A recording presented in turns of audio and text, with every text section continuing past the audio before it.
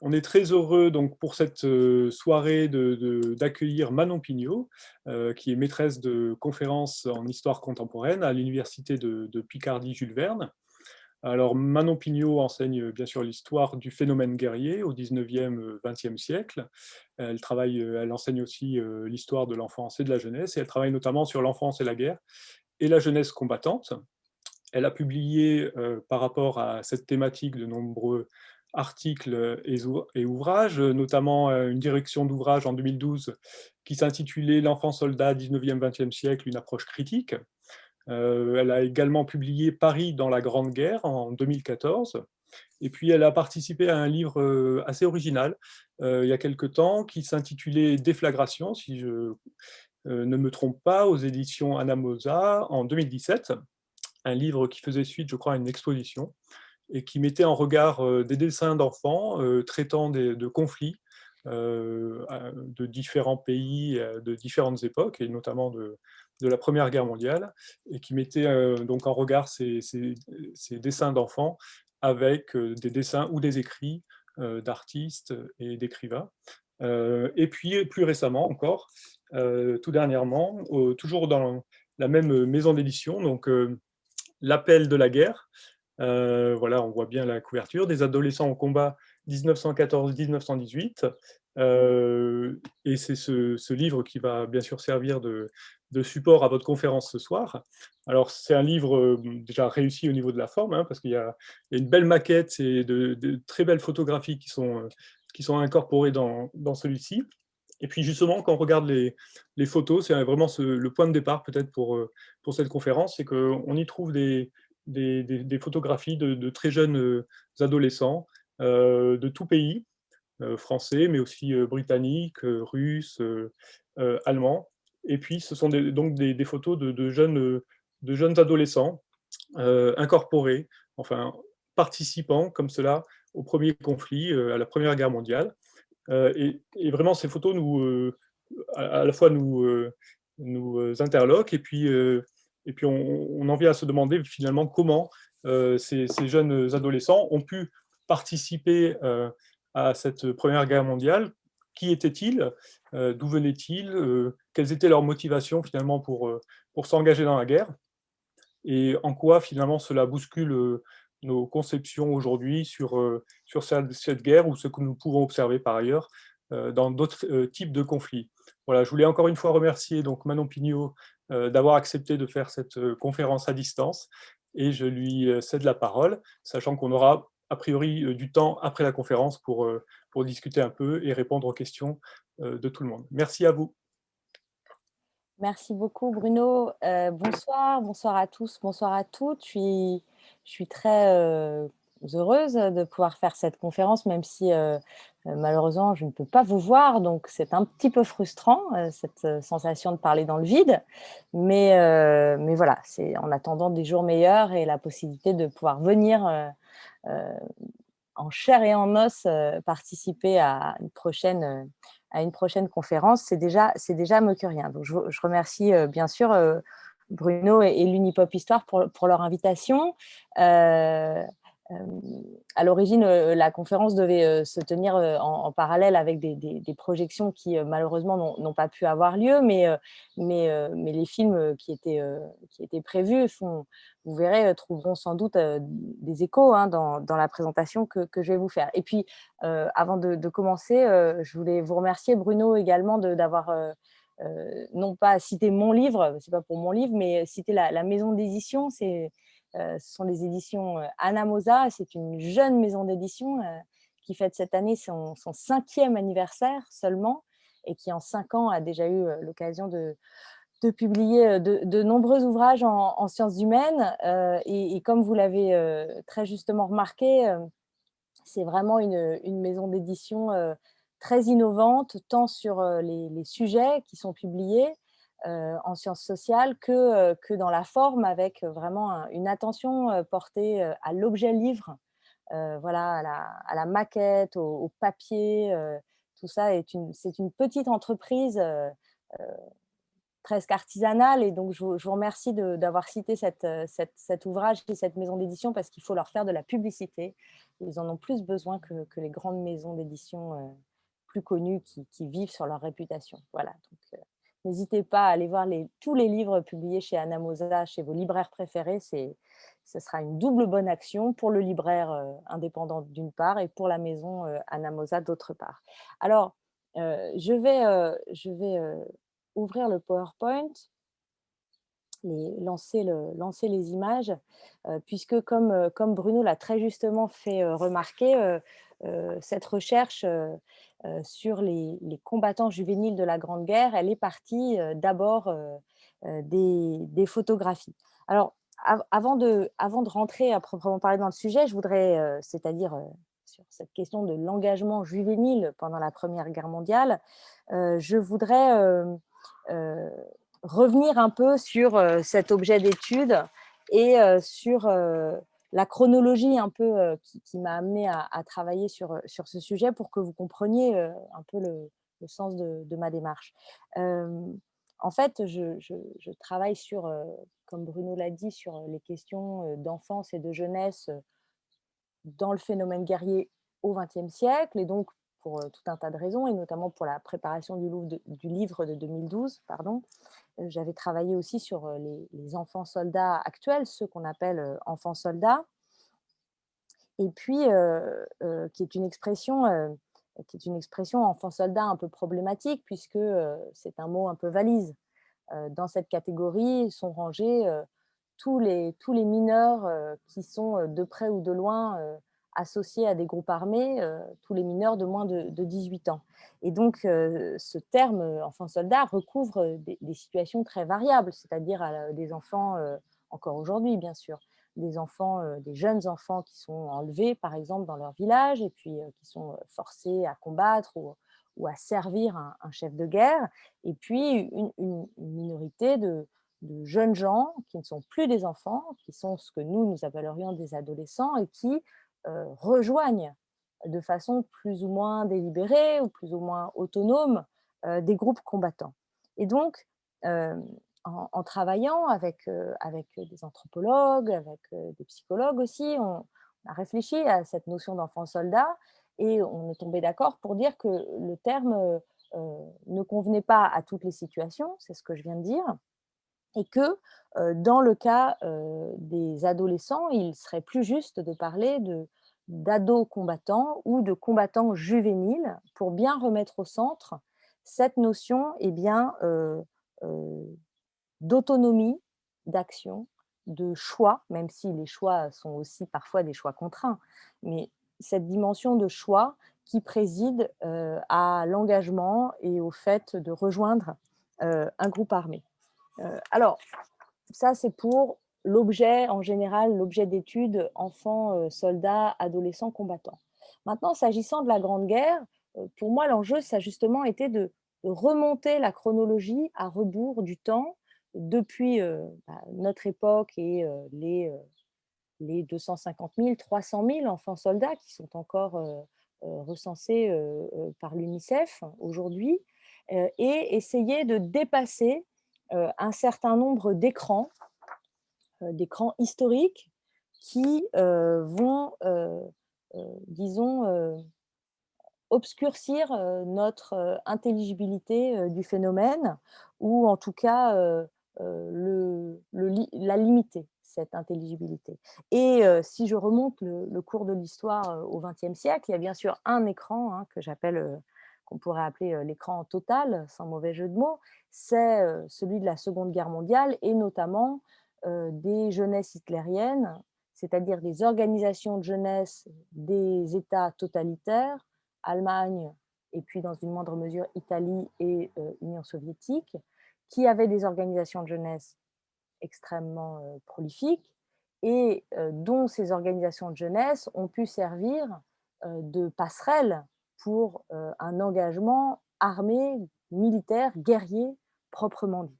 Et donc, pour moi, l'idée, c'était justement de passer par-dessus cet écran un peu attendu de la Seconde Guerre mondiale, qui est d'ailleurs une figure, au-delà du fait historique, c'est une figure artistique, littéraire, cinématographique, hein. Si vous avez vu le film Le Pont de 1956, ce qui est un film remarquable, hein, sur ces jeunesses hitlériennes qui sont versées dans le combat, c'est vraiment une figure, mais du coup, c'est une figure un peu écrasante aussi, qui écrase les autres, euh, les autres formes d'engagement juvénile pendant la Seconde Guerre mondiale, car il y en avait plein d'autres, hein, pas seulement du côté des pays totalitaires, il y en avait aussi du côté de la résistance, il y en avait aussi en Europe centrale et orientale dans les mouvements partisans, mais cette figure comme ça de la jeunesse hitlérienne combattante va écraser un peu le reste. Et cette figure, elle écrase aussi les autres formes d'engagement juvénile au XXe siècle, en tout cas dans le premier XXe siècle, les engagements juvéniles de la guerre d'Espagne, par exemple, et puis, j'en arrive à mon sujet, les engagements juvéniles de la Grande Guerre. Donc remonter le temps et repartir de la Première Guerre mondiale, pour moi, c'était une nécessité. Alors d'abord parce que je suis à l'origine historienne de la Première Guerre mondiale, j'ai travaillé sur les expériences enfantines, les expériences de deuil, les relations familiales avec les pères combattants, ça c'était il y a fort longtemps maintenant, mais aussi parce que ce qui est intéressant avec la Grande Guerre, c'est d'étudier le phénomène de l'engagement juvénile dans une situation qui n'est pas une situation d'engagement forcé, comme c'est le cas, par exemple, dans certains États totalitaires de la Seconde Guerre mondiale.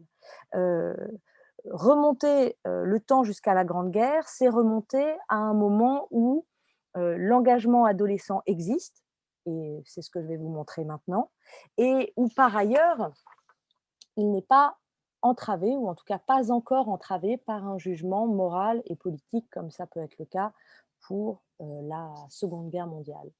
Euh, Pendant la Grande Guerre, en effet, plusieurs centaines, voire plusieurs milliers, selon les armées, selon les fronts, de très jeunes combattants se sont engagés contre l'avis de leur famille et la plupart du temps contre l'avis de leur État, contre l'avis de leur gouvernement, c'est-à-dire contre, en passant en fraude, en évitant les appareils policiers, les appareils judiciaires qui étaient mobilisés pour les en empêcher. Et ces milliers d'adolescents ont cherché à gagner le front et pour certains ont réussi à gagner le front et ont été accueillis, il n'y a pas d'autre mot, euh, par les hommes du rang. Ce qui est intéressant, et c'est ce qui a été une des découvertes de ma recherche, c'est de comprendre que cette présence juvénile au front était un secret de polichinelle. Autrement dit, c'était quelque chose qui était déjà connu pendant la Grande Guerre. Il y a des articles, je vous en donnerai quelques exemples tout à l'heure, de presse, y compris de presse quotidienne, grand public, de presse généraliste, hein, qui, en France, en Grande-Bretagne, en Russie, en Allemagne, font état de ces fugueurs, puisque c'est comme ça qu'on les désigne, de ces fugueurs juvéniles qui cherchent à gagner le front. Ça a même donné lieu à des débats, hein, à la Chambre des communes en Grande-Bretagne ou à des enquêtes judiciaires en Allemagne. Donc, ce qui est intéressant, c'est de constater que nous avons, dans une certaine mesure, perdu la mémoire de ces jeunes combattants. Et le centenaire a été l'occasion, le centenaire de la Première Guerre mondiale, a été l'occasion de les faire ressortir de l'ombre, une ombre dans laquelle ils s'étaient bien cachés parce que ils étaient là en fraude, mais malgré tout, cette dissimulation et cette clandestinité n'était pas totale pendant la Grande Guerre, puisqu'en réalité, beaucoup savaient qu'il y avait ces jeunes au front. Alors, mon questionnement, vous le verrez, c'est bien sûr de se demander qui ils sont, ce qui est toujours un petit peu délicat avec des clandestins, parce que pour arriver à leur fin, ils vont mentir sur leur nom, sur leur âge, sur leurs origines. Donc, ce sont des clandestins de la Grande Guerre, donc c'est difficile de les retrouver dans les archives, par exemple, dans les archives officielles, dans les archives militaires, mais on en retrouve quelques-uns, vous le verrez. Euh, donc, qui sont-ils? Comment font-ils pour gagner le front, quelles sont leurs stratégies, quelles sont leurs modalités d'action. Et puis surtout, puisque Bruno l'a dit en introduction, la question principale, c'est pourquoi? Pourquoi partent-ils alors même que personne ne les y oblige? Je pense que c'est par là qu'il faut commencer. Aucun État, qu'il s'agisse d'une république comme la Troisième République française ou de régimes monarchiques ou impériaux comme l'Empire allemand ou l'Empire russe, quelle que soit la nature du régime, la nature politique du régime concerné, aucun État pendant la Grande Guerre ne décide de mobiliser délibérément les mineurs de moins de 17 ans. Puisqu'en effet, c'est cette catégorie d'âge que j'ai choisi d'étudier, les adolescents de 13 à 17 ans, puisque, comme vous le savez sans doute, l'âge légal pour s'engager de manière volontaire dans la plupart des armées est fixé à 17 ou 18 ans. Alors, si je prends l'exemple de la France, qui est sans doute celui que nous connaissons tous le mieux, en France, il y a un système, vous le savez, de conscription. Donc, les jeunes hommes sont appelés. En temps de paix, ils sont appelés pour faire leur service militaire. En temps de guerre, ils sont appelés pour servir après leur classe. Donc, de toute façon, vous êtes appelés entre 19 et 20 ans. Mais il est possible en France de s'engager volontairement à partir de 17 ans, à condition d'avoir pour cela une autorisation parentale. Généralement, pour faire sourire mes étudiants à l'université, je leur dis, voilà, on a le droit de s'engager à 17 ans, mais avec un mot des parents. Certains parents, d'ailleurs, souffriront et regretteront amèrement tout le reste de leur vie d'avoir signé ces autorisations d'engagement parce que parmi ces très jeunes volontaires, un certain nombre vont être fauchés très rapidement dès leur arrivée sur le front. C'est le cas de la poétesse Jeanne Catulle-Mendès, que Stéphane Audouin-Rousseau a étudié dans un livre qui s'appelle « 5 deuils de guerre ». Et Jeanne Catulle-Mendès a, pendant plusieurs années, refusé de signer l'autorisation pour que son fils Primis parte combattre. Elle a fini par lui signer l'autorisation et Primis Catulle-Mendès a été tué dans les mois qui ont suivi son incorporation. Mais les jeunes gens qui m'occupent, moi, ils ont moins de 17 ans. Donc, de toute façon, même si leurs parents étaient d'accord, ils n'ont pas l'âge légal pour s'engager. Et ils sont donc dans une sorte d'entre-deux. C'est un interstice, je dirais, en termes d'âge, en termes de génération. Ils sont, d'une certaine manière, trop vieux pour se contenter de rester à l'arrière. Ils sont trop âgés pour la scolarisation obligatoire. En France, elle s'arrête, vous le savez, à 13 ans. Au-delà de 13 ans, il y a bien sûr la possibilité de continuer d'aller à l'école, mais ça n'est plus obligatoire. Et dans les classes populaires, la grande majorité des adolescents rejoignent le monde du travail. Donc, ils sont trop vieux pour se contenter de rester à l'arrière et éventuellement de travailler pour l'industrie de guerre, mais ils sont trop jeunes pour combattre légalement. Donc voilà, trop vieux d'un côté, trop jeunes de l'autre, ils sont dans cet entre-deux, dans cet interstice, qui est un peu la définition d'ailleurs pour les psychologues et les psychanalystes de l'adolescence. Freud appelait l'adolescence le royaume de l'entre-deux. Donc c'est cet entre-deux qui m'intéresse. Alors bien sûr, c'est un entre-deux extrêmement minoritaire, vous vous en doutez, surtout si on le compare aux millions et millions d'hommes qui ont été mobilisés, qui se sont portés volontaires et qui ont combattu pendant la Grande Guerre. Mais si on regarde évidemment en pourcentage, c'est assez dérisoire, c'est moins d'1% des corps d'armée. En revanche, si on regarde en chiffres absolus, ben voilà, on a plusieurs milliers, voire dizaines de milliers de jeunes gens, et ça correspond à une réalité de la Grande Guerre, à une des particularités de cette Grande Guerre.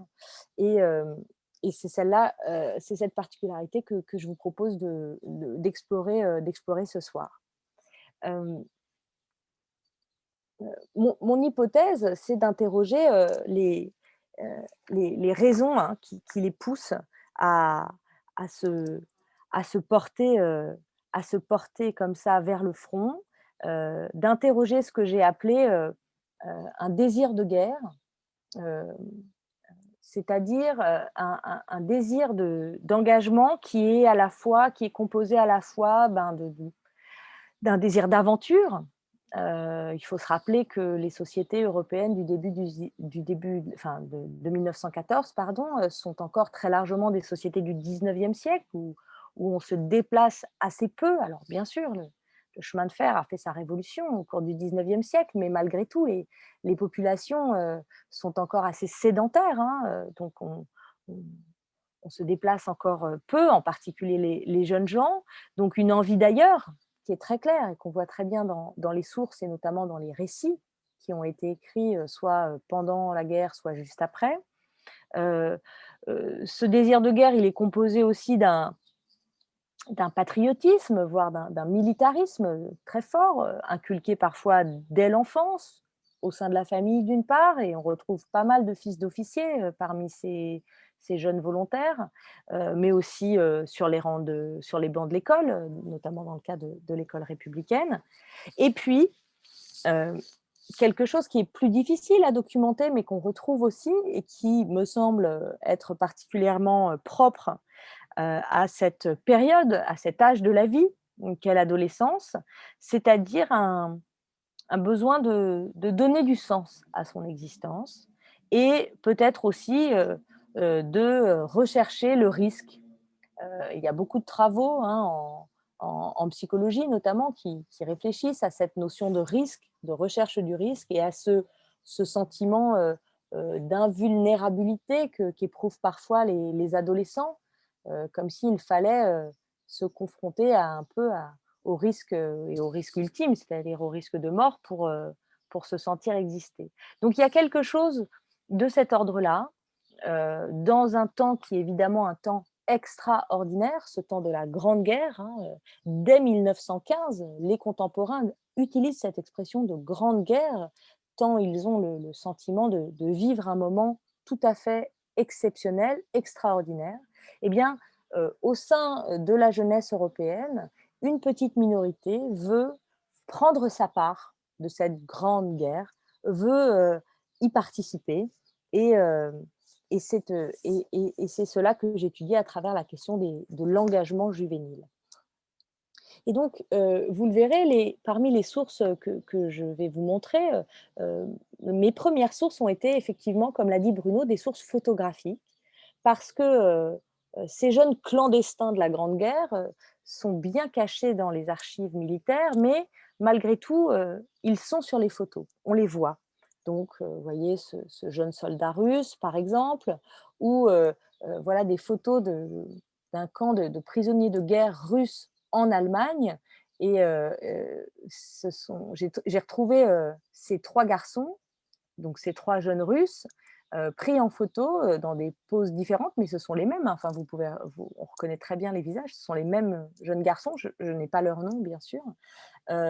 Prises par euh, les, par les chefs du camp en Allemagne. Et j'ai retrouvé ces photos à la fois dans des sources en France, hein, aux archives départementales de Nantes, et à l'Imperial War Museum, qui est le grand musée de la guerre, le gros centre d'archives de la guerre à Londres. Donc, c'est... vous le voyez avec ces deux photographies, il n'y a en réalité pas de doute possible sur leur âge. C'est-à-dire que le secret de Polichinelle que j'évoquais précédemment est ici presque évident, il saute aux yeux. Personne ne peut croire que ces jeunes garçons ont plus de 18 ans. Et pourtant, ils sont là, et vous le voyez, ils sont là et portent pour certains des uniformes réglementaires, et ils sont d'ailleurs euh, combattants d'abord, et puis ici prisonniers de guerre ensuite. Donc, je vous disais tout à l'heure que donc voilà comment je suis entrée dans cette recherche, par les photos. Hein, ils sont d'abord visibles dans les photos. Et puis ensuite, en cherchant dans les archives, on trouve quand même des traces. Mais ce sont des traces, mais c'est la sorte d'histoire que je fais moi. C'est une histoire par trace, une histoire sensible. Euh, un exemple, c'est ce document qui est un document qui est un certificat de démobilisation britannique, conservé lui aussi à Londres, et qui concerne un soldat, le soldat Delaunay, qui était incorporé dans les fusiliers royaux de Dublin. comme tambour et qui s'est engagé le 13 mars 1915. Et il est démobilisé en date du 12 juillet 1915, donc quelques mois après son engagement, après, dit le certificat, 122 jours passés sous les couleurs, pour avoir, je cite, fait une fausse déclaration sur son âge au moment de s'engager. Alors, c'est ce genre de document qui nous permet d'attester la présence de jeunes mineurs, d'attester aussi qu'un certain nombre de ces adolescents sont interceptés par les différentes étapes qui conduisent jusqu'au front. Mais si certains sont interceptés, si d'ailleurs je pense la majorité est interceptée, il y en a quand même certains qui parviennent à se glisser entre les mailles du filet et c'est de cela dont je vais vous parler plus particulièrement. Alors pour que vous compreniez pour ce qui est de la procédure britannique, comme jusqu'en 1916, il n'y a pas de conscription en Grande-Bretagne. Donc c'est jusqu'en 1916, c'est vraiment sur la base du volontariat. Donc il y a des bureaux de recrutement dans les grandes villes avec des sergents recruteurs. Et jusqu'à la fin de 1915, ces sergents recruteurs touchent des primes pour chaque soldat qui signe, pour chaque homme qui s'engage.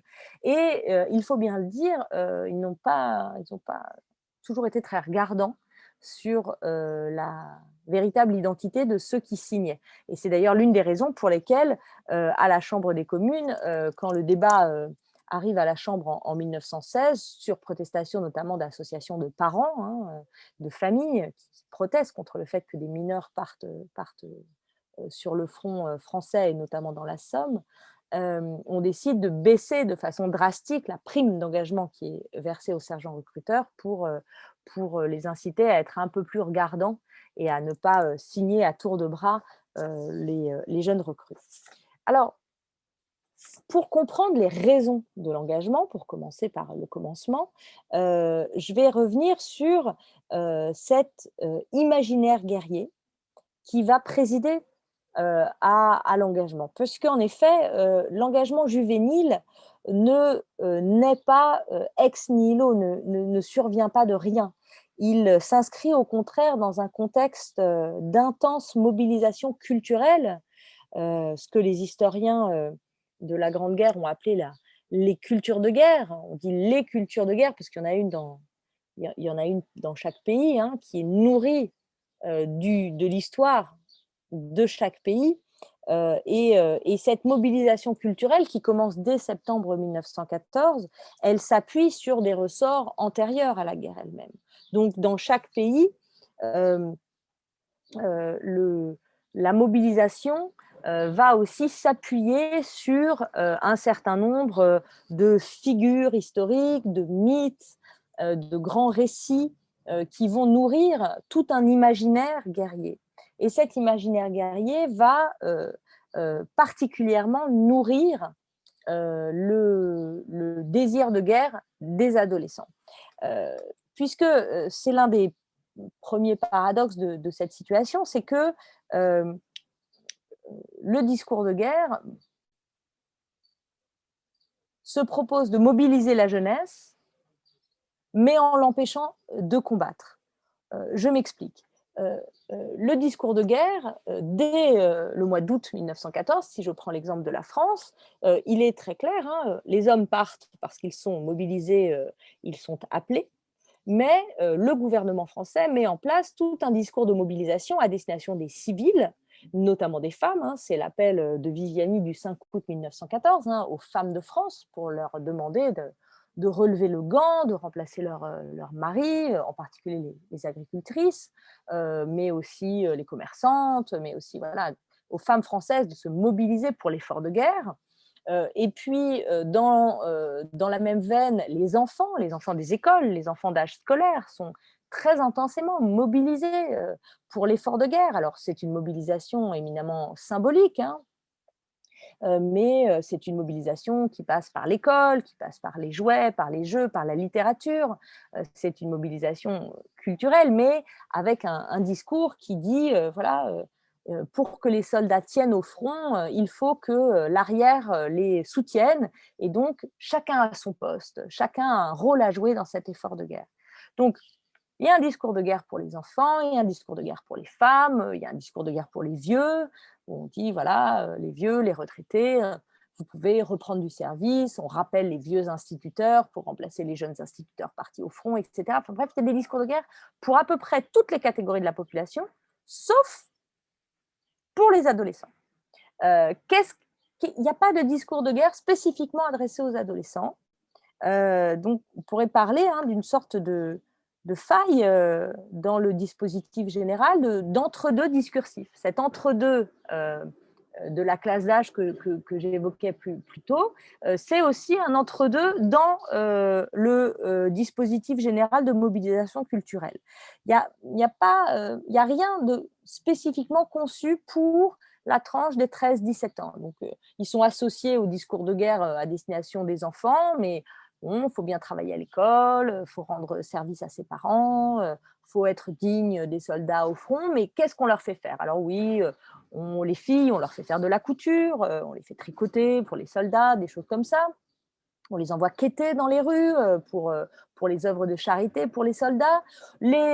Les adolescents qui sont libérés des obligations scolaires vont pouvoir s'engager dans l'industrie de guerre, qui en plus est plus rémunératrice que leurs habituels emplois. Donc ça, c'est une possibilité, c'est une forme d'engagement, mais il n'y a pas vraiment, à l'exception bien sûr du scoutisme en Grande-Bretagne, et d'une organisation de jeunesse qui va comme ça prendre en charge les bonnes volontés adolescentes et d'une certaine manière en faire une sorte de propédeutique à la guerre. Mais en 1914, le scoutisme existe surtout en Grande-Bretagne. Dans le reste des pays européens, en France par exemple, il y a quoi, il va y avoir 2000 scouts en France en 1914, c'est autant dire pas grand monde. Donc, il n'y a pas véritablement d'espace, de lieu d'expression spécifique pour la jeunesse dans ce discours global d'enthousiasme et de mobilisation culturelle autour de la notion d'engagement, autour de l'idée de servir, de servir la patrie, de se rendre utile. Euh, dans ce climat d'intense mobilisation patriotique, nationaliste et même militariste, l'école joue évidemment un rôle prépondérant. Et, et dans chaque pays, on va voir réactiver des figures, je le disais tout à l'heure, historiques nationales. Donc, par exemple, en France, c'est clairement les soldats de l'an 2, les soldats de la Révolution, les soldats de la Première République, l'idée que c'est une guerre du droit contre le mal, une guerre de la civilisation contre la barbarie et une guerre de la République contre un empire autoritaire. En Allemagne, en Grande-Bretagne, c'est plutôt l'image, la figure classique du chevalier, de la chevalerie qui est très clairement un concept clé qui va être utilisé pour nourrir cet ethos combattant.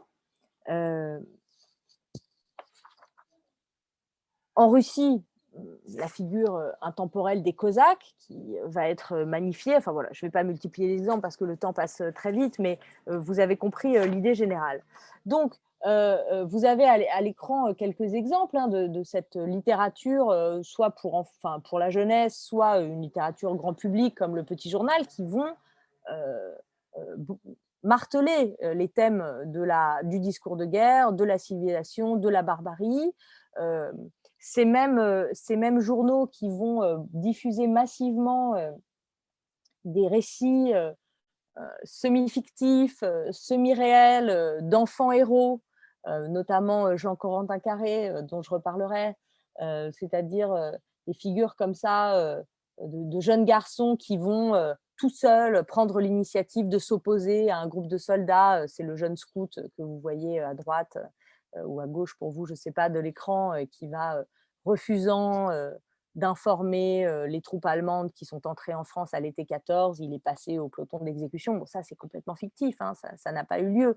Mais comme ces récits s'inscrivent dans un contexte de faits réels, qui sont les exactions et les crimes de guerre commis à l'été 14 par les troupes d'invasion allemandes, du coup, ces récits fictifs prennent une saveur et une tournure réaliste, et donc marquent beaucoup les esprits et, d'une certaine manière, vont donner des idées à une partie de la jeunesse.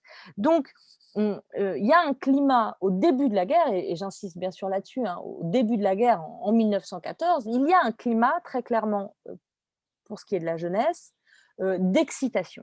Hein. Les historiens de la Grande Guerre ont bien expliqué que pour les adultes, le sentiment qui domine, c'est plutôt la résignation. Hein.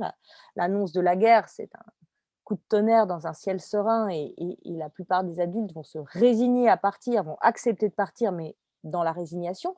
Pour ce qui est de la jeunesse, qu'on retrouve vraiment le terme qui revient le plus souvent dans toutes les sources, je vous ai mis ici un extrait d'un jeune soldat, Edwards, qui à 16 ans tente de s'engager dans l'armée britannique, et il explique, hein, que la seule idée de la guerre le faisait vibrer, et que le caractère glamour et romanesque de tout ça l'emportait. Donc cette idée vraiment d'une d'une excitation, d'une exaltation pour quelque chose qu'on ne se représente pas dans sa réalité, qui est une vision très romanesque de la guerre et du combat. Évidemment, et ça n'est pas un hasard, si il y a beaucoup plus d'engagement juvénile, ou en tout cas de tentatives d'engagement juvénile au début de la guerre, 1914-1915, qu'après. Pour tout un tas de raisons. D'abord, après 1915, d'abord la guerre dure. Ensuite, les civils commencent à voir arriver les, les soldats blessés, les soldats en convalescence. Il y a des systèmes de permission qui sont mis en place. En France, c'est à partir de juillet 15, mais dans la plupart des pays, un système de permission qui sont mis en place. Donc les hommes reviennent, soit blessés, soit en permission. Les hommes racontent. Voilà. Le front s'est stabilisé, donc d'une certaine manière, c'est moins poreux. Hein. Évidemment, c'est plus simple, entre guillemets, bien sûr, hein, mais c'est plus simple de s'infiltrer dans un régiment ou dans un corps d'armée quand le corps d'armée est en mouvement, quand tout bouge, quand tout se déplace pendant la guerre de mouvement, qu'une fois que tout est stabilisé sur le front. Et donc c'est vraiment pour le début de la guerre que cet engagement juvénile est particulièrement visible. Je vous le disais, c'est un secret de Polichinelle. Vous voyez un dessin qui est paru dans le journal humoristique Punch, le journal anglais, en 1915, avec un officier qui interroge un jeune garçon, un garçon de 13 ans, qui a essayé de se faire engager en disant qu'il en avait 16, comme trompette. Est-ce que tu sais où vont les garçons qui disent des mensonges, lui demande l'officier, et le jeune garçon répond: oui monsieur, ils vont au front. Donc vous voyez que à l'époque même, hein, la presse n'est pas la presse se fait l'écho de ces tentatives. De la même manière, dans l'Humanité de mars 1916, hein, il y a tout un récit dont je vais vous épargner la lecture parce que c'est un petit peu long, mais de gamins de 13 à 14 ans, le cœur gros de voir partir leur grand frère, qui essayent de rejoindre le front, et souvent on les gardait, les soldats s'attachaient à eux. Tout ça est authentiquement vrai. C'est-à-dire que l'article de l'Humanité ne cite aucun nom et aucun cas précis, mais par ailleurs, moi, j'ai trouvé des itinéraires, et notamment un jeune Français qui s'appelle Noël Vacher. C'est exactement comme ça que ça s'est passé. Noël Vacher était un jeune berger de l'Hérault, et à la suite d'une série de deuils familiaux qui l'ont profondément affecté et d'une certaine manière déboussolé, il a quitté la bergerie où il avait été placé par ses parents. Il s'est retrouvé à Montpellier, un peu vagabond. Et puis, donc, comme souvent les vagabonds, il est allé traîner à la gare de Montpellier.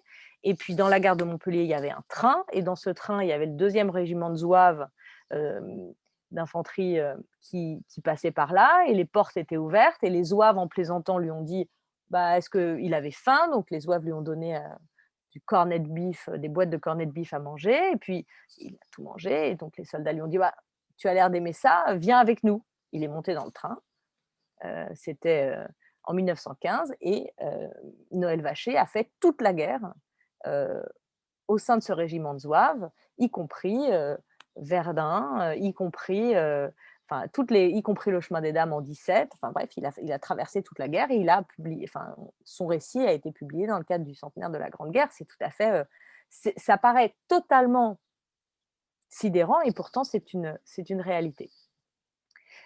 Donc c'est assez intéressant parce que cet article de l'Humanité, par exemple, montre que, les adultes, ne sont pas très clairs dans leur manière de parler de ces tentatives, d'engagement juvénile. À la fois, ils les condamnent sur le plan, moral parce que, bah, c'est une forme, de non-respect de l'ordre, et des règles, donc ils sont les jeunes combattants, enfin les jeunes qui sont volontaires sont assimilés à des vagabonds, donc c'est, répréhensible. Et dans le même temps, si j'ose dire, même si cette expression est un peu galvaudée maintenant, mais et en même temps, heu, il y a une forme d'héroïsation, hein, c'est, ce sont, de certains, je cite l'article: «Certains se conduisirent comme de véritables poilus rêvant d'égaler les Viala et les Bara». Alors Viala et Bara, pour le préciser très rapidement, ce sont 2 grandes figures, révolutionnaires, hein, de 1793. Bara, pour la France du Nord et Viala pour la France du Sud. Ce sont, les 2 figures de jeunes garçons, de jeunes adolescents qui ont refusé de trahir la République et qui ont été, mis à mort, pour Bara par les Chouans et pour, Viala, par, les royalistes d'Avignon, pour avoir essayé de défendre la République, jusqu'à leur dernier souffle et qui ont été, à l'époque, héroïsés par la Convention, de 1793. Donc, vous voyez, je termine sur cet article parce que je ne vais pas non plus y passer des heures, mais la fin de l'article de l'Humanité est quand même assez savoureux. Ces gamins qui se moquaient des balles et de la mitraille, pardon, redoutaient la correction qu'ils sentaient méritée par leur équipée. Donc, héroïsation, hein, ce sont de nouveaux Barras, ce sont de nouveaux Viala, mais en même temps, ils vont recevoir une bonne fessée pour leur désobéissance. Et on a là, concentré dans cette formule un peu étonnante, toute l'ambivalence de ces sociétés européennes en guerre vis-à-vis de leur jeunesse, euh, avec une oscillation entre l'admiration et la méfiance. Et cette, voilà, ça c'est Noël Vacher dont je vous parlais précédemment. Vous avez son portrait en soldat, hein, mais qui raconte comment il s'engage illégalement en montant dans le train des Zouaves, du 2e régiment de Zouaves. Mais c'est pour vous dire à quel point il y a une forme, au début de la guerre, encore une fois, de porosité, hein, entre le front et l'arrière. Euh, D'abord par les déplacements de troupes, bien sûr, mais aussi par les récits, par les importations d'un vocabulaire du front, d'anecdotes du front. Il y a un historien américain qui a travaillé sur l'Allemagne, qui raconte que dans l'Allemagne du début de la guerre, il y a il y a des bandes d'adolescents qui se forment et qui jouent à la guerre, entre guillemets, mais qui jouent vraiment, qui prennent des noms comme les petits pères cosaques, qui appellent ça jouer aux Russes, faire le russe, et qui vont en fait littéralement saccager des maisons, des villas, des quartiers entiers. Donc on est à la limite entre des jeux d'enfants et la petite délinquance juvénile, qui est fortement imprégnée par la violence de guerre et par les gestes importés du front. Alors, quelle heure est-il? Oh là là là là, mon Dieu, je parle beaucoup trop et enfin beaucoup trop. C'est beaucoup trop long. Il faudrait que j'accélère un petit peu. Donc je vais je vais passer, et je m'en excuse un peu rapidement peut-être, alors qu'il y aurait beaucoup à dire sur les différentes procédures de la séparation d'avec les parents, d'avec le foyer et d'une certaine manière, d'avec l'enfance, hein, cette première rupture. Donc je vous l'ai dit, hein, certains vont mettre plusieurs tentatives, hein, pour y parvenir, d'autres vont essayer à plusieurs reprises, mais n'y arriveront jamais. On a des récits comme ça, authentiques qui racontent notamment en Grande-Bretagne de soldats enfin de jeunes garçons pardon, qui se présentent dans les bureaux de recrutement et à qui les soldats disent oui, bien essayé, mais revenez l'année prochaine.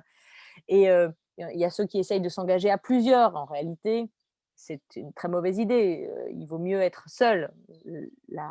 L'engagement individuel est plus efficace que l'engagement collectif. Vous voyez arriver un adolescent de 14-15 ans qui dit qu'il en a 18, bon, vous en voyez arriver 3 ou 4, vous vous dites non, là, il y a anguille sous roche, donc ça échoue. Donc, dans les sources, on voit comme ça toute cette multiplication des récits, des hésitations, des moyens d'accéder à la première étape qui est déjà de passer le recrutement. Et puis ensuite, bien sûr, il faut passer la visite médicale. Bon, et puis ensuite, il faut arriver jusqu'au front.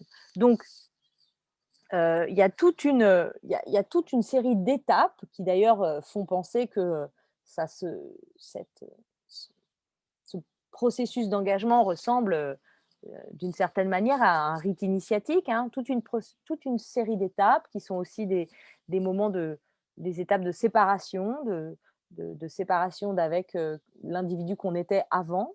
Alors, plus on vient de loin, si j'ose dire géographiquement, plus la séparation est forte, hein, puisqu'on a des cas de jeunes Américains qui arrivent plus tardivement, hein, puisque les États-Unis entrent en guerre en 1917, donc ils vont littéralement traverser l'océan pour rejoindre le front. Donc, changer d'identité, trouver une nouvelle identité, se faire, se faire accepter par les hommes de troupe, par les hommes du rang, et puis Heu, clairement, pour ceux qui parviennent jusqu'au front, pour ceux qui arrivent à s'y intégrer, c'est-à-dire la minorité de la minorité, heu ils trouvent tous une sorte de mentor, une sorte de père de substitution qui est généralement un officier subalterne, un sous-officier, un sergent ou un capitaine qui va les prendre sous son aile. Et dans tous les récits à la première personne que j'ai pu identifier, le processus est le même, hein, franchir les étapes, euh, naviguer entre les différents obstacles et au bout du compte, se trouver une sorte de père de substitution, une sorte de mentor qui va, d'une manière ou d'une autre, les protéger en empêchant qu'ils soient systématiquement mis en première ligne, mais aussi les maintenir en place, leur permettre de rester, prendre la responsabilité de les garder. Et ça, c'est une autre particularité de la Grande Guerre qui, je pense, nous renvoie à ce qu'étaient ces sociétés européennes. Tout à l'heure, j'ai dit les sociétés européennes de 14 étaient encore très largement des sociétés du 19e siècle, mais c'est vrai aussi pour ce qui est de la place des adolescents dans ces sociétés. Les hommes avaient l'habitude d'avoir des adolescents à leur côté, au travail, à l'atelier, à la mine, au champ, y compris dans les bureaux. Donc, la présence d'adolescents à leur côté n'est pas forcément, n'est pas une anomalie, n'a rien d'inédit. Et en contexte de guerre, elle représente une forme de caution, je dirais, de la, juste, de la justesse de la cause. Hein. Si ces adolescents ont bravé tant d'obstacles pour arriver jusqu'à eux, c'est bien que la cause à défendre est juste. Et donc, pour encore une fois, la minorité de la minorité qui parvient jusqu'au front et qui parvient à y rester, ils sont d'une certaine manière adoubés par les hommes qui les gardent avec eux, mais parce que les hommes du rang, les soldats, leur confèrent aussi une fonction, c'est la fonction de mascotte, très clairement. Ils sont la mascotte de leur compagnie, de leur section, voire de leur régiment parfois. Donc il y a une dimension un peu magique de la présence de ces quelques adolescents sur le front. Alors, comme comme le temps passe, je vais avancer un peu pour revenir, pour évoquer quand même l'accomplissement de l'engagement au moment du baptême du feu. Euh, c'est le point commun entre toutes ces expériences singulières, entre tous ces récits. Euh, c'est le refus de ces adolescents de se cantonner, de rester cantonné ou d'être cantonné en arrière-ligne ou dans un rôle subalterne. Euh, Noël Vacher, dont j'ai déjà parlé tout à l'heure, écrit à propos de son baptême, enfin à propos de sa montée en première ligne, j'étais un peu ému, mais davantage encore dans un état d'exaltation, en me disant que le moment approchait.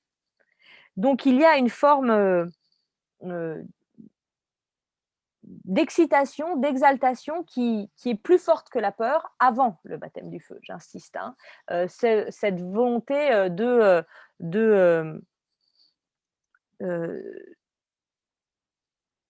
se confronter enfin à ce qu'ils sont venus chercher, c'est-à-dire le combat. Le premier effet du combat, c'est une peur profonde, une peur irrépressible qui est expérimentée, euh, euh, notamment dans une dimension très fortement corporelle. Euh, on lit vraiment à lire les récits des adolescents combattants qui ont traversé cette épreuve du feu, la transformation hein, de cette exaltation qui en fait était une exaltation d'un combat imaginaire et la confrontation brutale avec la réalité de ce que c'est que le combat et de ce que c'est que le combat pendant la Grande Guerre, c'est-à-dire une pluie d'obus hein, dans la plupart des cas, et la violence du bombardement et la violence des émotions et des sensations ressenties sont très fortement corporelles dans les récits des adolescents combattants. Euh, euh, et ce qui est intéressant, c'est de voir que ils vont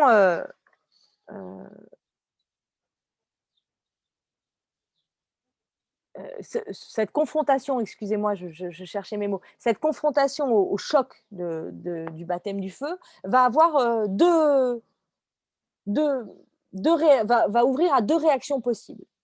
Soit le choc provoque l'acte de répliquer et de tirer à son tour, comme une sorte de réveil de l'instinct de survie qui va surmonter la peur panique, qui va extraire le combattant juvénile de sa sidération. C'est deux extraits de sources très différentes, puisqu'il y a d'une part Rudolf Höss, que vous connaissez peut-être de nom parce qu'ensuite il a rejoint le NSDAP, il est devenu un des cadres, un des hauts dirigeants du parti nazi et il est particulièrement connu pour avoir été le commandant d'Auschwitz, mais il s'est engagé tout jeune. Alors, prétend que c'était à 15 ans, on sait maintenant grâce à des historiens allemands qu'en réalité il en avait plutôt 18, mais toutes ses mémoires écrites entre 45 et 47, date de sa pendaison, sont tournées vers cet engagement précoce qui fait de lui, dit-il, le plus jeune soldat de l'armée allemande, etc. Et eux se racontent sa panique hein, au moment de son baptême du feu de façon très, très franche, mais aussi comment le fait de tirer, c'est-à-dire de tuer à son tour, de prendre part au combat et ne plus seulement le subir, le fait entrer, je cite, dans le cercle magique.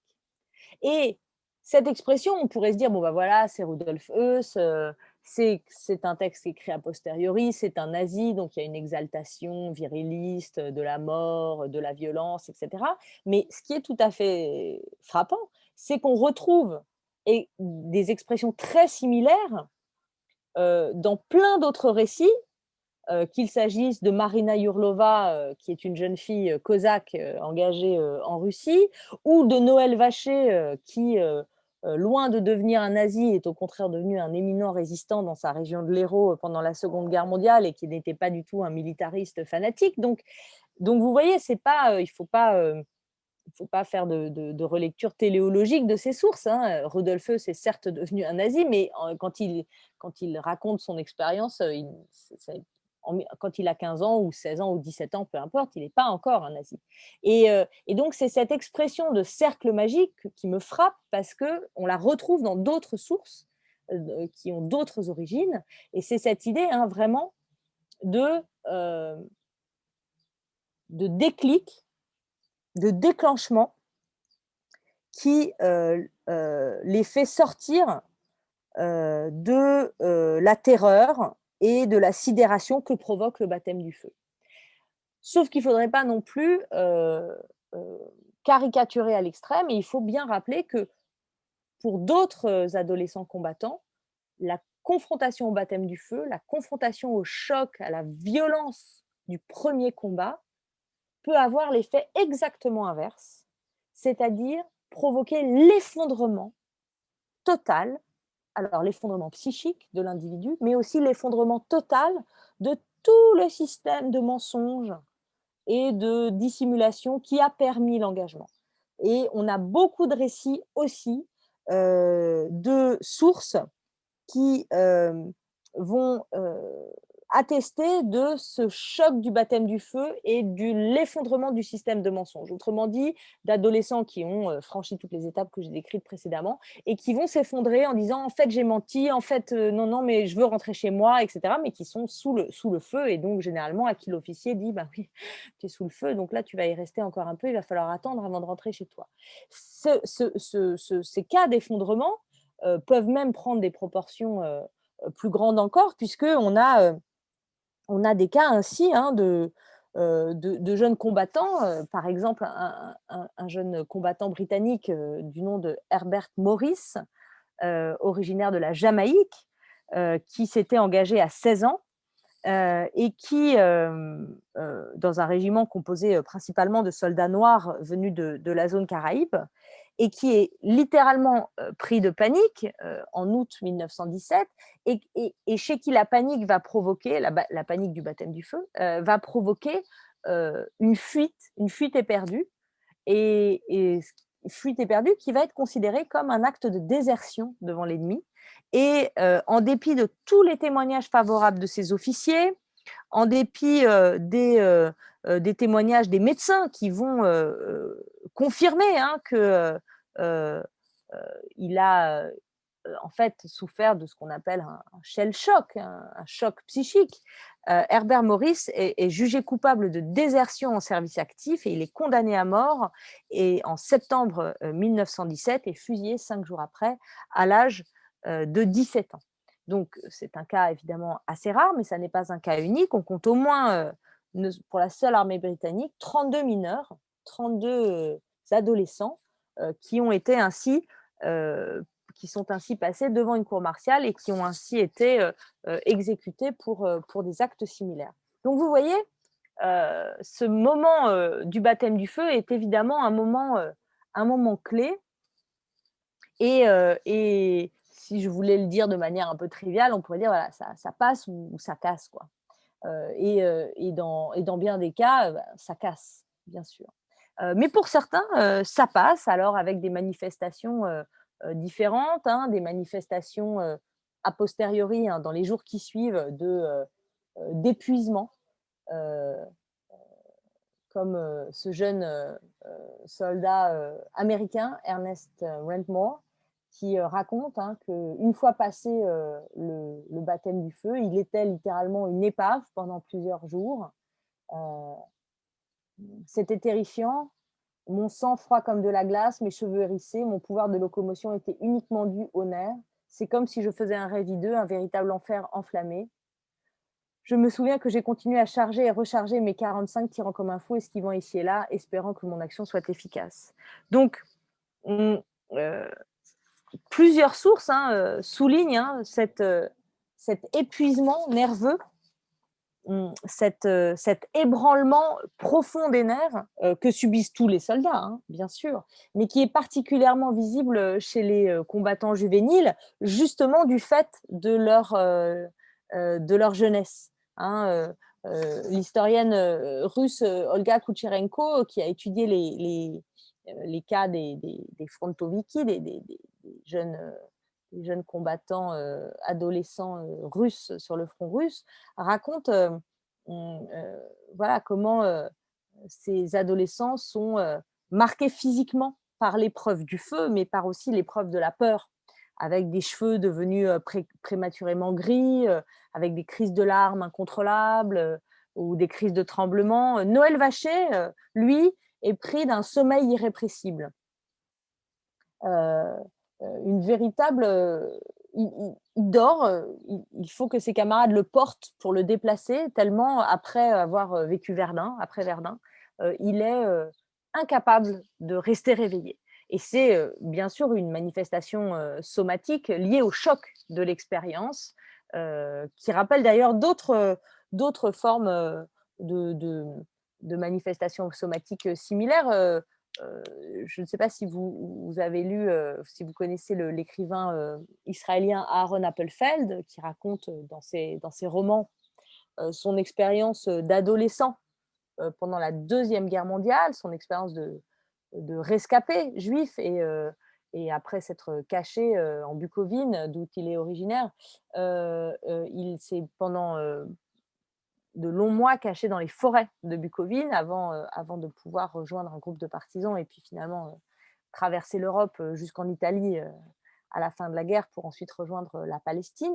Et il y a Aaron Appelfeld a écrit ainsi un roman qui s'appelle Le garçon qui voulait dormir et qui raconte voilà, une manifestation somatique tout à fait similaire, hein, de la puissance du choc, à la fois physique et émotionnel, entraîne cette déconnexion du cerveau, si j'ose dire. Je ne suis pas médecin, mais je crois que c'est un petit peu comme ça que ça fonctionne, et un sommeil réparateur, si l'on veut, mais en tout cas un sommeil de protection euh, post, post-baptême du feu. Alors ça, c'est la première réaction, hein, pour la conséquence immédiate, c'est l'endormissement.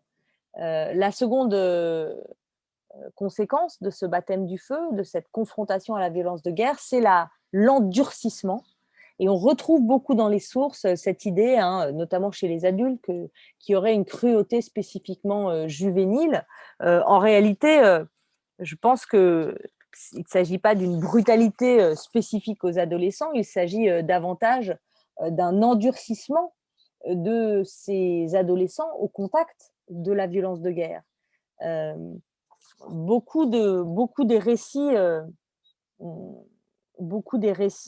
dont nous disposons soulignent le chemin parcouru entre le moment du baptême du feu et la suite de la guerre, et le point auquel les adolescents sont particulièrement amenés à s'endurcir pour tenir leur rang, puisque c'est là tout l'enjeu.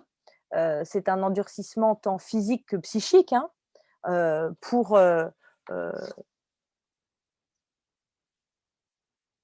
qui illustre mon hypothèse que cet engagement, quand il est mené à bien, quand le choc du baptême du feu ne provoque pas l'effondrement, quand le baptême du feu peut être traversé malgré tout, pas sans séquelles, mais traversé malgré tout, alors il a une fonction de rite de passage, de rite transitionnel, et que cet endurcissement, il est là pour manifester le fait que, oui, le passage est fait, et qu'ils sont désormais des soldats comme les autres, parmi les autres. Et d'ailleurs, on le voit bien dans les récits, les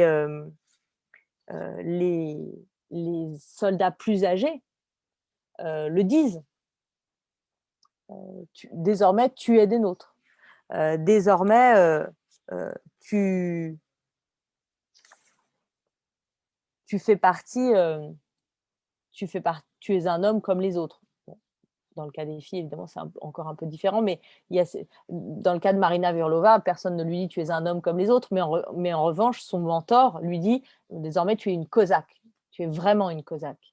Et je voulais juste, parce que je vois que le temps passe et je voudrais m'arrêter pour qu'on ait quand même le temps d'échanger éventuellement si vous avez des questions, vous montrer cette photographie que j'ai trouvée au service historique de la Défense, donc à Vincennes, hein, aux archives militaires de Vincennes, euh, qui est légendée de cette manière: Petit Pierre de Los, 14 ans, 9e génie, 3 brisques.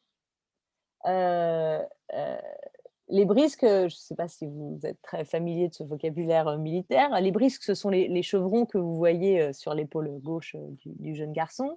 Ces brisques, elles ont pour fonction de compter l'ancienneté au front. Donc la première brisque, le premier chevron, c'est 1 année d'ancienneté, et puis ensuite, il y a une brisque supplémentaire par 6 mois d'ancienneté. Donc, cette photo date de 1916.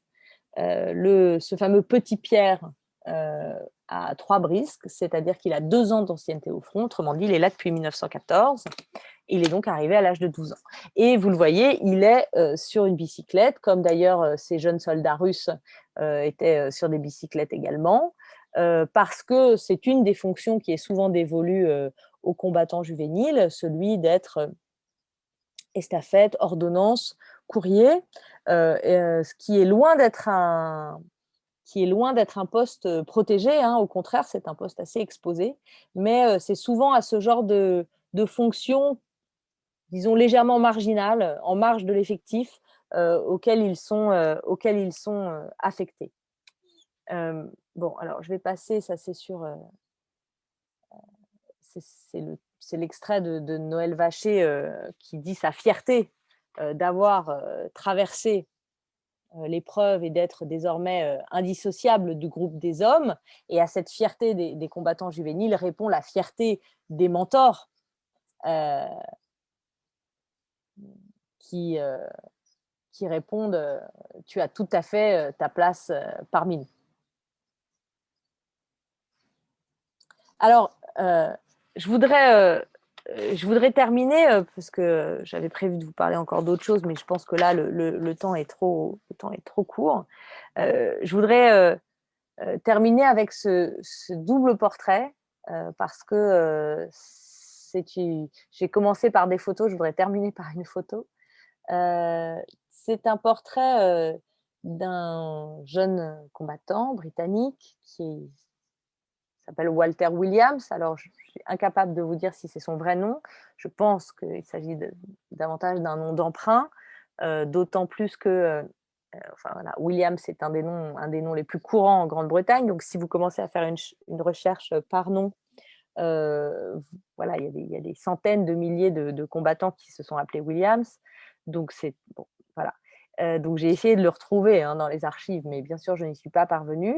En revanche, j'ai son régiment.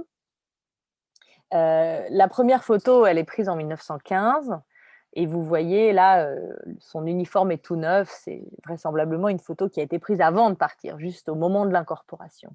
Et la première fois que j'ai vu cette photo, je me suis dit, mais comment est-ce possible que personne n'ait vu voilà, ce visage presque enfantin, ces joues rondes, cet air si juvénile? La réponse, vous l'avez compris, c'est que bien sûr qu'on l'a vu. Quelqu'un l'a vu, forcément, mais on est passé outre. On est passé outre parce que, et c'est mon hypothèse, si l'engagement juvénile en 1914 est illégal sur le plan, disons, des lois, il est encore considéré comme légitime. Euh, dans la, disons, en tout cas, c'est un sentiment partagé par une majorité d'individus dans ces sociétés européennes de 1914.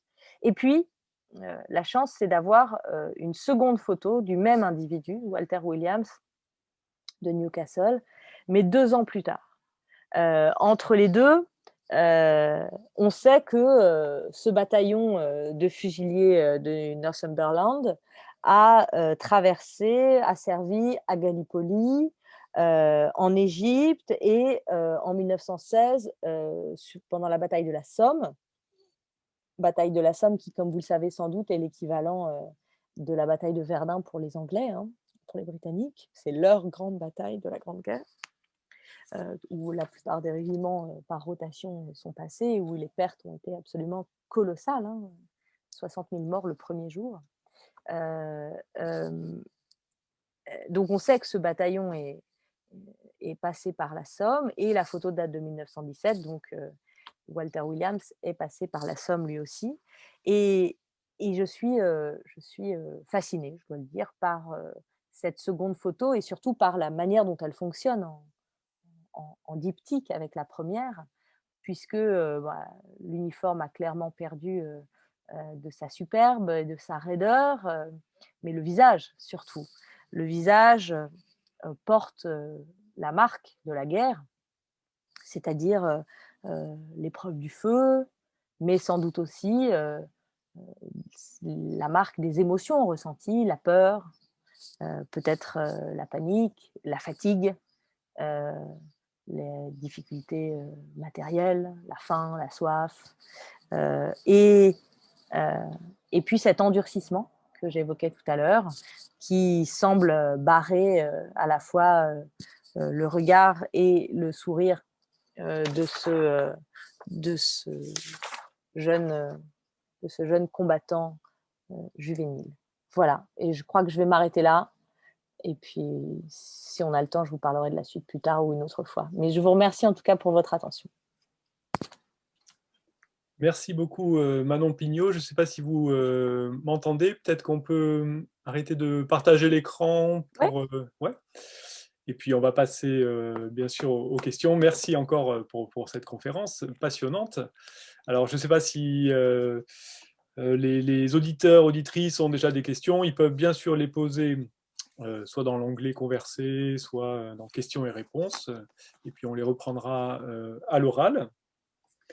Alors, en attendant les premières questions, moi j'avais peut-être quelques réactions. C'est vrai que vous soulignez le fait que l'ampleur du phénomène était forcément très restreint, en tout cas les personnes que l'on connaît, mais vous disiez aussi que finalement ceux qui avaient réussi étaient ceux qui étaient passés au travers des mailles du filet, et cela était forcément en un très petit nombre, mais finalement, on peut se dire que beaucoup plus ont tenté leur chance, beaucoup ont été arrêtés à différents niveaux, et donc, d'une certaine manière, c'est un phénomène qui est peut-être un peu plus large que le 0,5% ou moins de 1% que vous évoquiez en début de la Oui, conférence. alors en fait, c'est toujours pareil, c'est-à-dire que ce qui est impossible à quantifier, ce sont les intentions. Et, euh, et je serais bien incapable de vous dire la proportion d'adolescents et d'adolescentes qui auraient bien voulu essayer, mais qui, pour tout un tas de raisons, ne s'y sont pas lancés. Mais ça, c'est relativement impossible à dénombrer et même à trouver. Mais j'ai quand même le sentiment, notamment à partir de mes premiers travaux qui portaient vraiment sur l'arrière et sur les enfants, que que ce désir-là de ah si on était plus grand, ah si on avait l'âge, ah vivement qu'on ait l'âge de partir. Donc il y avait, je pense que ces combattants juvéniles dont j'ai parlé aujourd'hui, au-delà de leur petit nombre, ont pu être aussi les porte-voix d'une génération plus grande, pas d'une génération tout entière, ce serait complètement abusif, mais en tout cas qu'ils ont pu incarner les désirs d'un plus grand nombre. Ça, j'en suis à peu près persuadée. Alors, Il y a je déjà vois. des premières questions en effet. Alors, première question, comment se fait-il qu'il y ait des uniformes à la taille de ces jeunes? Et puis, une deuxième question sur les causes de cet engagement juvénile. Est-ce qu'ils ne partaient pas tout simplement pour manger, pour échapper à une certaine misère économique?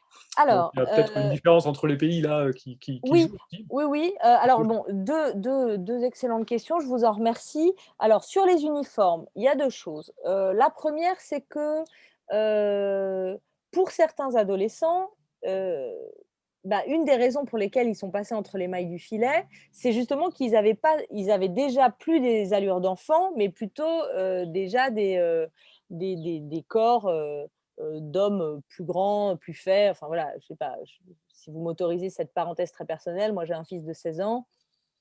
physiquement, si vous l'écoutez parler, vous comprenez tout de suite qu'il a 16 ans. Mais physiquement, il peut s'habiller comme un homme qui en a 20 ou 25 ou 30. Vous voyez ce que je veux dire? Donc, bon, il y a la première chose. Il y a aussi la question du gabarit qui leur permet, pour certains, de passer d'ailleurs les contrôles médicaux. Sachant que les corps des hommes des classes populaires, notamment les corps ouvriers, peuvent être plus marqués par le travail. La taille moyenne en 1914, c'est 1,64 m, si je ne dis pas de bêtises, hein. C'est la taille réglementaire pour pouvoir s'engager dans l'armée française, 1,64 m. Donc voilà, un adolescent de 15 ans peut faire cette taille sans que ce soit totalement anormal. Dans le cas des Russes, par exemple, ça c'est attesté dans les sources, on leur retaille en fait des uniformes. C'est-à-dire que c'est cette posture, cette position de mascotte qui fait qu'on va leur retailler des uniformes pour pouvoir leur mettre des uniformes à leur taille. Voilà. La question sur l'engagement économique est une très bonne question. Qui fonctionne en effet pour certains pays. C'est-à-dire que dans certains pays, et notamment les pays du Commonwealth, ou je pense par exemple au Canada, parce qu'il y a eu une étude par un historien canadien, Tim Cook, sur le corps expéditionnaire canadien pendant la Grande Guerre et notamment les mineurs engagés dans le corps expéditionnaire canadien. Et là, il est très clair que dans le cas du Canada, par exemple, la solde est une solde bien plus importante que le revenu moyen d'un ouvrier ou d'un paysan canadien. Donc, ça peut être un motif, effectivement, l'engagement économique. Simplement, ça ne marche pas pour tous les pays, et notamment pour la France, où clairement, le montant de la solde des soldats est inférieur à, par exemple, ce que peut être un salaire d'ouvrier dans une usine d'armement. Donc, c'est une des causes, mais elle ne fonctionne pas dans tous les pays, elle ne fonctionne pas de la même manière partout. Merci beaucoup. Alors, parmi aussi, Si je peux oui, juste compléter sur cette allez-y, question allez-y, oui. économique, par exemple, Noël Vacher, je vous ai dit, c'est un jeune berger, un peu sans famille, etc. Donc, c'est moins pour des raisons économiques que pour des raisons de désœuvrement et de solitude. C'est-à-dire qu'il y a aussi des adolescents un peu livrés à eux-mêmes qui vont chercher à la fois l'aventure et un groupe dans lequel s'insérer. Donc, c'est des formes presque d'adoption symbolique qui se jouent là. Finalement aussi, il y a une différence, la société elle-même porte un regard différent sur les adolescents qui s'engagent. Parfois, l'engagement, enfin, est perçu comme positif, parfois c'est du vagabondage, c'est une forme de délinquance, et vous soulignez, je crois, dans le livre, que ça dépend aussi beaucoup du niveau social ou du niveau d'enseignement des jeunes eux-mêmes, des jeunes qui seraient, par exemple, scolarisés en lycée, et ceux qui ne seraient pas scolarisés. Il y a un traitement de l'opinion qui est différent. Absolument, absolument. Voilà, tel élève du Prytanée de la Flèche, qui est le lycée militaire qui prépare à Saint-Cyr, qui va faire le mur pour essayer de rejoindre le front. Si c'est relaté dans la presse, on va y voir déjà le signe d'une prédisposition guerrière. Et donc, bon, c'est pas bien, il a fait le mur, mais c'est parce qu'il était mu par cet instinct guerrier propre à l'armée française. Si c'est des enfants des classes populaires, on va avoir tendance justement à les rabattre plutôt du côté du vagabondage et est-ce qu'ils n'auraient pas mieux à faire et il faut les ramener chez leurs parents. Donc c'est évident que c'est un regard qui est ambivalent euh, euh, et puis aussi un regard un peu infantilisant, c'est-à-dire vous êtes bien gentil de vouloir jouer les héros, mais en fait, il va falloir rentrer chez votre mère ou chez votre père ou chez vos parents. Et ce qui est d'autant plus étonnant que le discours de guerre qui est servi aux enfants et qui est vraiment martelé aux enfants dans la presse enfantine, à l'école, à l'église, enfin, sur tous les supports qui constituent l'univers culturel enfantin, c'est un discours qui repose essentiellement sur l'idée de sacrifice et de participation à l'effort de guerre. Alors, et vous, qu'est-ce que vous faites pour les soldats? Il ne faut pas oublier qu'en France en particulier, il y a toute cette rhétorique de la der des der, c'est-à-dire l'idée d'une guerre qui est faite pour les jeunes, pour les enfants. Hein. Les soldats combattent pour vous, ils meurent pour vous. De là à dire ils meurent à cause de vous, il n'y a qu'un pas hein, qui n'est pas forcément franchi, mais il y a vraiment, c'est vraiment une rhétorique très culpabilisatrice et très sacrificielle de dire bon bah et vous qu'est-ce que vous faites? qu'est-ce que vous faites pour être à la hauteur de ce sacrifice? Ah, alors vous achetez pas de bonbons et avec vos petits sous, vous achetez des cigarettes pour les soldats. Ça, c'est bien. Et vous, qu'est-ce que vous faites, etc. Donc ça fonctionne pour les enfants, hein. On leur donne des, on leur suggère des formes de sacrifice symboliques qui leur donnent l'impression de participer à l'effort de guerre. Pour les adolescents, bah, on pourrait dire que ces adolescents que j'ai étudiés ont pris au mot, ont pris au pied de la lettre le discours de guerre, qui est de dire ah, il faut se sacrifier pour la patrie, ah, il faut, bah, j'y vais. Et là, ah bah non, non, non, non, non, alors attendez, on s'est mal compris, revenez, c'était pas ça qu'on voulait que vous fassiez. Vous voyez ce que je veux dire? Et donc, on retrouve ce que je disais de façon plus sérieuse tout à l'heure, cette idée d'entre-deux discursif. C'est-à-dire qu'il y a un discours de mobilisation qui est un discours très fort, très intrusif, très intensif, qui repose sur l'idée de sacrifice et de participation à l'effort de guerre, et un refus refus qu'on comprend très bien, hein, je ne suis pas en train de dire qu'il fallait les laisser partir, mais un refus de laisser ces adolescents mettre comment dire, de mettre en accord les paroles et les actes. Alors pour bien saisir aussi ce que pouvait être dans cet engagement, on a conscience, et vous le rappelez dans le livre aussi, que finalement donc ces jeunes prennent beaucoup de risques.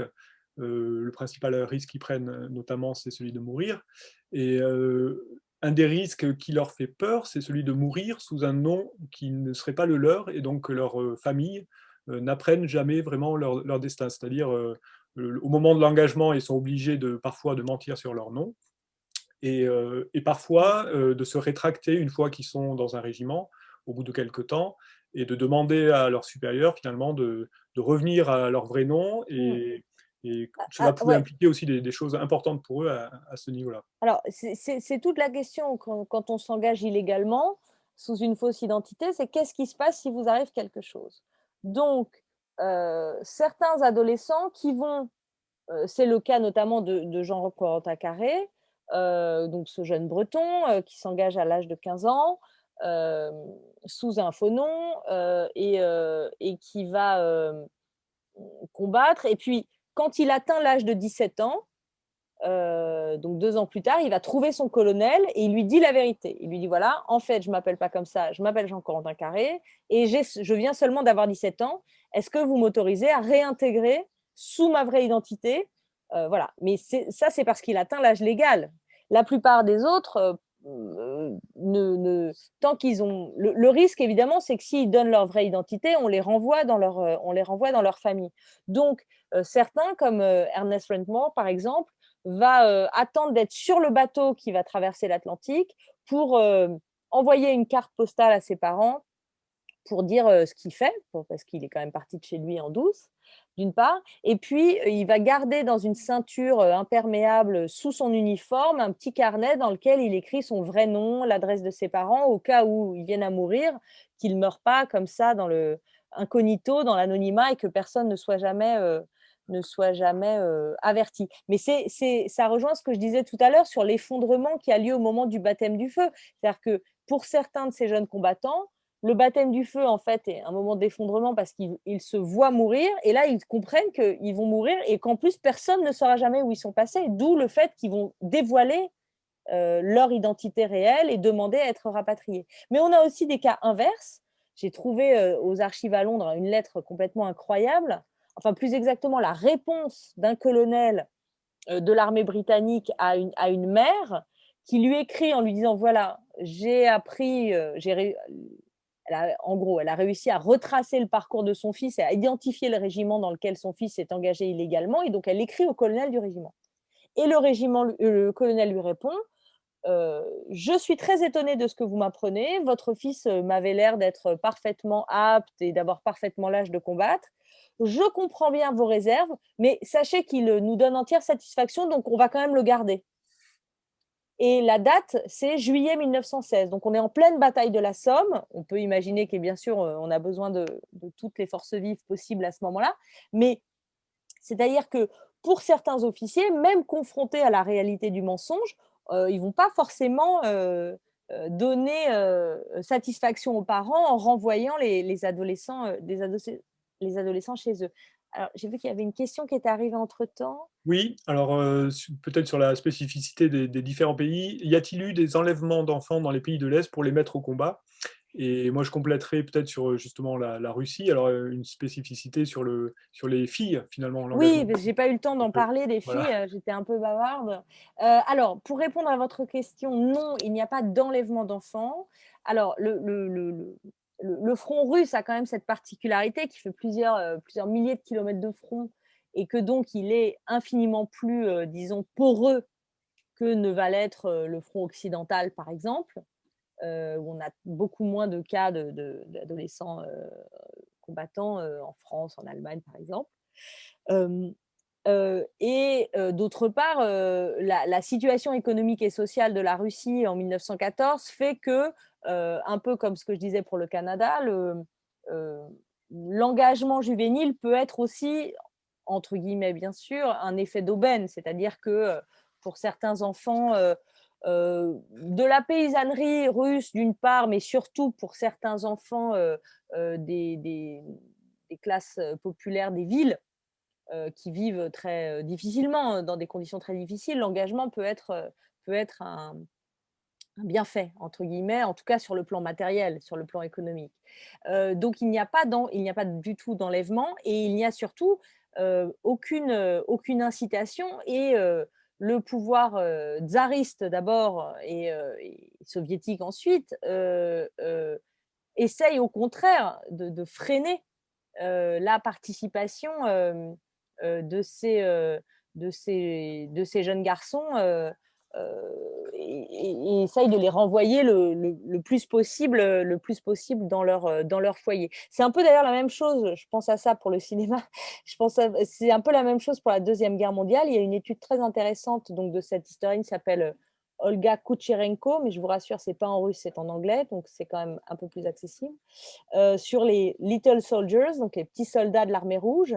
Et c'est de la même manière, hein, il n'y a pas d'ordre explicite de l'état-major pour faire venir contraints et forcés des adolescents. Ce sont toujours des démarches individuelles et autonomes qui sont soit tolérées, soit refusées. C'est l'enfance d'Ivan de Tarkovsky, qui est, à mon sens, un chef-d'œuvre absolu, mais qui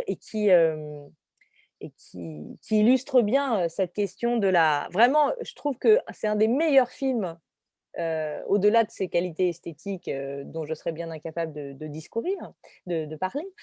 Mais en tout cas, sur cette question de l'autonomie d'action, de la volonté de combattre, etc., L'enfance d'Ivan de Tarkovsky, c'est un très, très beau film.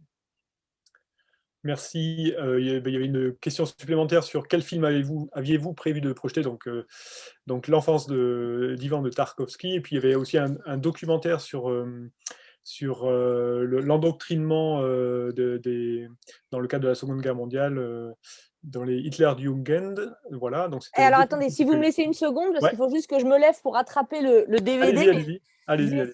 je voudrais essayer de vous le montrer. Voilà.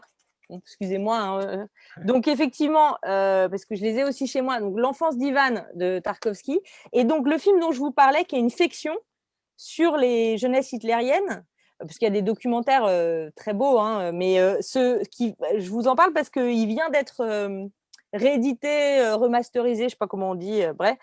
Ça s'appelle Le Pont de Bernard Vicky, W-I-C-K-I.